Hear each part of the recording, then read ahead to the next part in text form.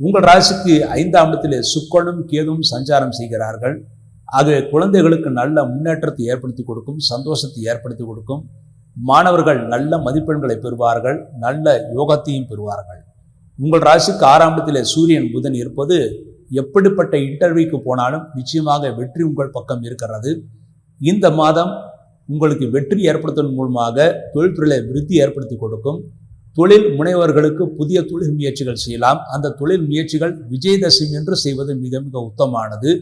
அதுவும் இந்த மாதம் விஜயதசமி என்பது நல்ல நாளிலேயே வருகிறது. அக்டோபர் 2ஆம் தேதி அன்றைய தினம் நீங்கள் செய்யக்கூடிய அனைத்து காரியங்களும் வெற்றி ஏற்படுத்தி கொடுக்கும். மேலும் உங்கள் ராசிக்கு 10ஆம் இடத்திலே சந்திரன் இருக்கும் போது அந்த விஜயதசமி வருகிறது. ஆகவே அக்டோபர் 2ஆம் தேதி அன்று நீங்கள் செய்யக்கூடிய அனைத்து நல்ல காரியங்களும் வெற்றியும் முன்னேற்றத்தையும் சந்தோஷம் ஏற்படுத்தி கொடுக்கும். உங்கள் ராசிக்கு 3ஆம் இடத்திலே குரு பகவான் இருப்பதனால் தைரியமாக காரியங்களை செய்வீர்கள், அதில் வெற்றியும் பெறுவீர்கள். உங்கள் ராசிக்கு 12ஆம் இடத்திலிருந்து உங்கள் ராசிக்கு 2ஆம் இடத்தை சனி பகவான் பார்வையிடுகிறார்.